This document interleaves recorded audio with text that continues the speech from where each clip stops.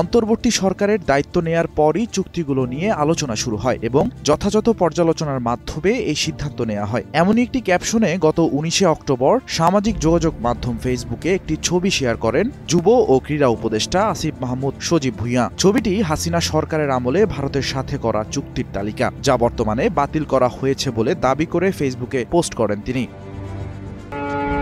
Tripura Chittagong rail সংযোগ প্রকল্প কিংবা আশুগঞ্জ আগরতলা করিডোর ছাড়াও আদানির কাছ থেকে বিদ্যুৎ আমদানি, এমন সব চুক্তি বাতিলের এই তালিকা মুহূর্তেই ভাইরাল হয়ে যায় উপদেষ্টা আসিফের ভেরিফাইড ফেসবুক থেকে। রাতারাতি বেশ প্রশংসার চাদরে ভরে যায় পোস্টটির কমেন্টের ঘর। হাজার হাজার মানুষ পোস্টটিতে করেছেন পজিটিভ রিয়েক্ট, দিয়েছেন শেয়ার।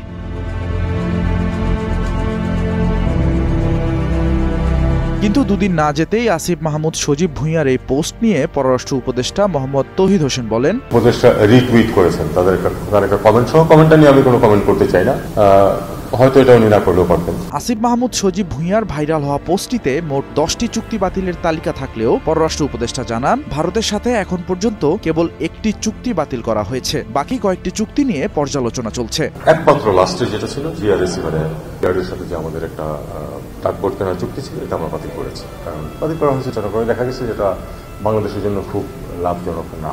এ সময় চুক্তি বাতিলের যে তালিকাটি ভাইরাল হয় তা নিয়ে পররাষ্ট্র উপদেষ্টা বলেন, উপদেষ্টা রিটুইট করেছেন তাদের একটা কমেন্ট সহ। কমেন্টটা নিয়ে আমি কোনো কমেন্ট করতে চাই না, হয়তো এটা উনি না করলেও পারতেন।